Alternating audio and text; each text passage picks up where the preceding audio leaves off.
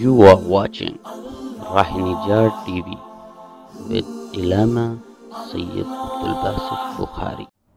औज़ु बिल्लाहि मिनश शैतानिर रजीम बिस्मिल्लाहिर रहमानिर रहीम क़ालल्लाहु तआला फ़िल कलामिल मजीद वल फ़ुरक़ानिल हमीद वल मुतल्लक़ातु यतरब्बस्न बिअन्फुसिहिन्ना सलासता क़ुरू सदक़ल्लाहु मौलानल अज़ीम सल्लु अलल हबीब अल्लाहुम्मा सल्लि अला सय्यिदिना व मौलाना मुहम्मदिन व अला आलि सय्यिदिना व मौलाना मुहम्मदिन व बारिक वसल्लिम वसल्लि अलैहि।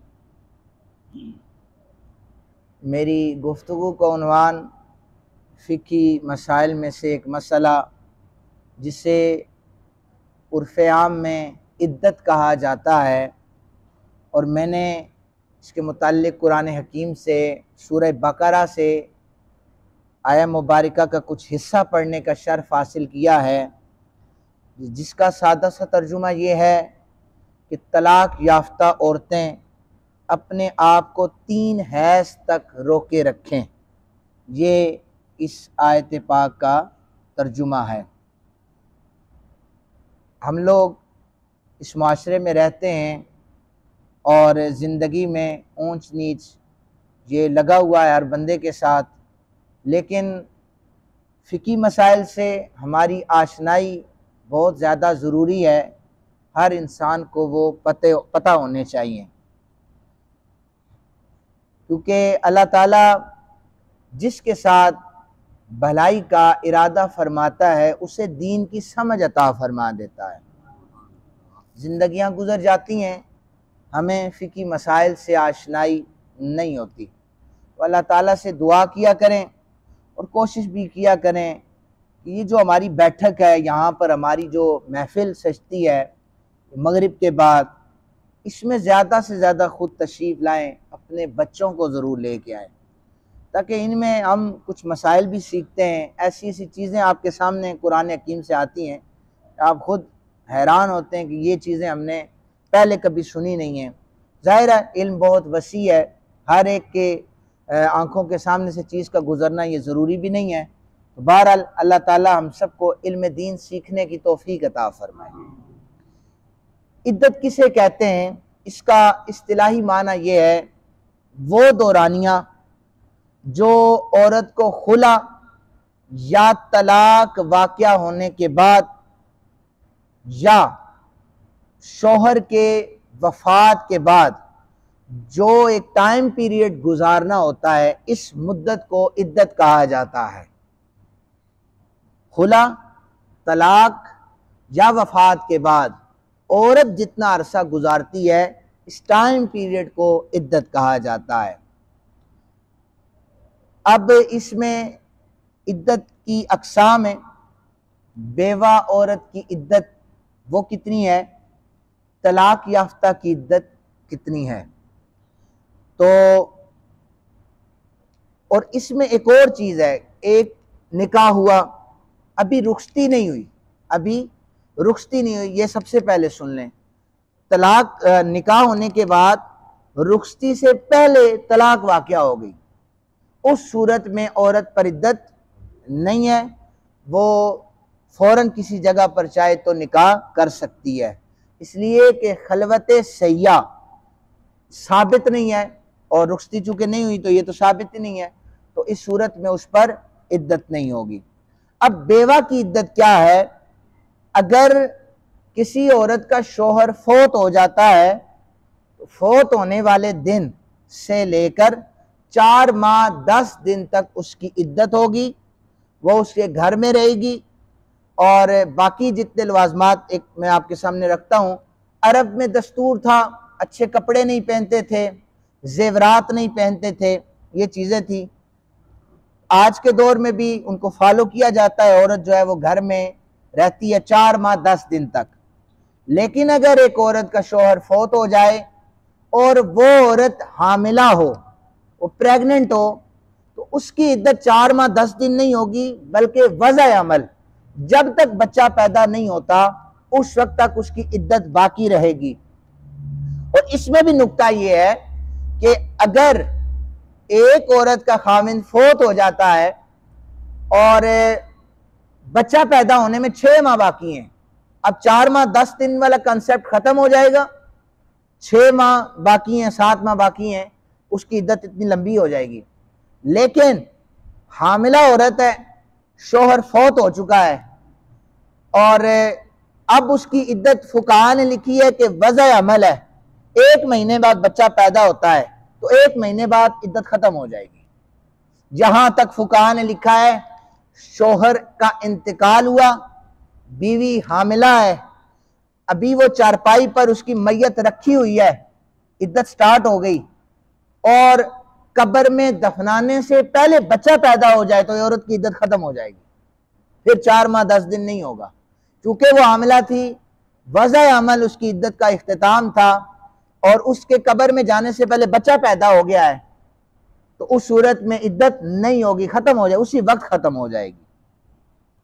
तलाक याफ्ता औरत, जो मैंने आयत पढ़ी है इसके बारे में, आजाद तलाक याफ्ता औरत 3 हैज तक 90 दिन बनते हैं, ये अपने आप को रोके रखेगी, ये इसकी इद्दत है और इसकी 3 अक़साम है।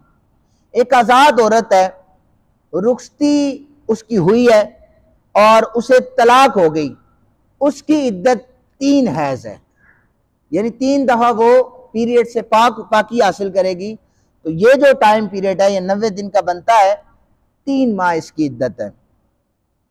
उसके बाद हाँ, एक तलाक दे दी एक औरत को, लेकिन वो हामिला है तो फिर 3 माह उसकी, जाहिर है हामिला औरत जो है उसे तो हैज नहीं आता, तो उसकी जो इद्दत होगी वो वज़ा हमल होगी, यानी उसका जब बच्चा पैदा होगा उस वक़्त तक उसकी इद्दत बाकी रहेगी।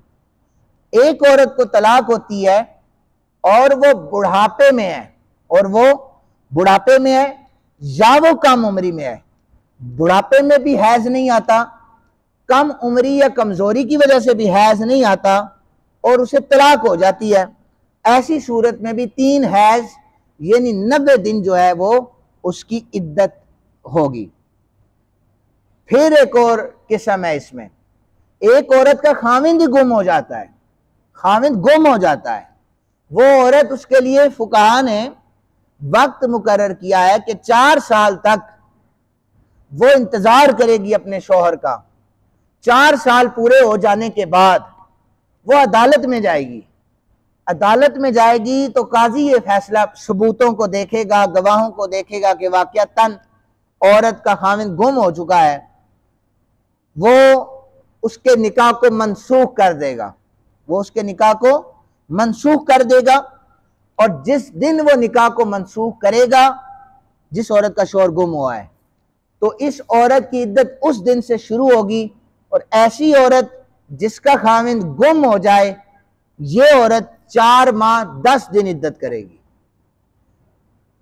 अरब में दस्तूर ये था कि जमाना जाहिलियत में जब किसी औरत का खाविंद फौत हो जाता, उस औरत के बाल काट दिए जाते और उसे बिस्तर के बगैर चारपाई पर लिटा दिया जाता और उसके सारे हुकूक जो है उससे उसे महरूम कर दिया जाता।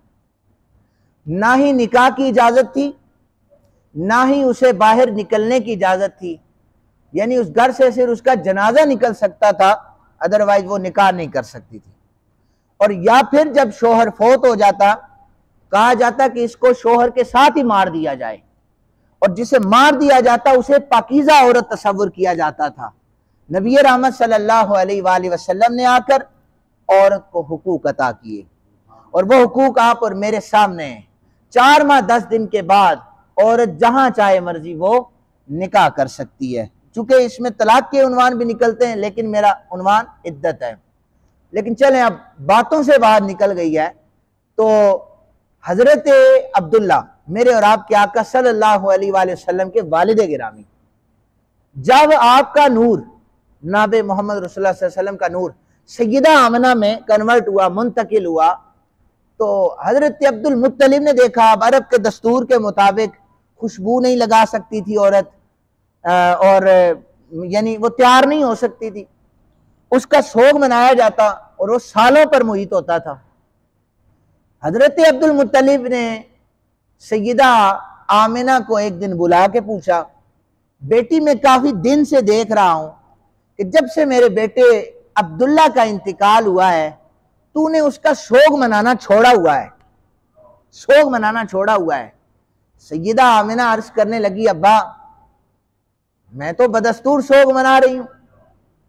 आपने फरमाया तू जहां से गुजरती है वहां से खुशबू आती है, तूने मेरे बेटे अब्दुल्ला की वफात के बाद खुशबू लगाना शुरू कर दी है। सैयदा आमिना कहती हैं, अब्बा मैं बताना तो नहीं चाहती थी लेकिन आपको अब ये राज बता देती हूं कि जब से आपके बेटे हजरत अब्दुल्ला की अमानत मेरे बतन में आई है, मैं राहों से गुजरती हूं, खुशबुएं मेरा तवाफ करती हैं, और मैं जंगलों में जब जाती हूं जानवरों के साथ तो दरिंदे आकर मुझे सजदा करके सलाम करते हैं, और जब मैं किसी धूप में चल रही हूं तो एक बदली आकर मुझ पर साया भी करती है। तो ये बरकतें थी सैयद आलम सल्लल्लाहु अलैहि वसल्लम की जो पैदाइश से कबल हैं, और यह हमें रिसालत इमाम सल्लल्लाहु अलैहि वसल्लम ने खुद हदीस में सुनाई है कि जब मैं अपनी अम्मा के बतन में था तो ये मौजज़ात रोनमा हुए। अल्लाह ताला से दुआ है अल्लाह ताला हम सबको दीन मुस्तफ़ा करीम सीखने की तौफीक अता फरमाए। जी।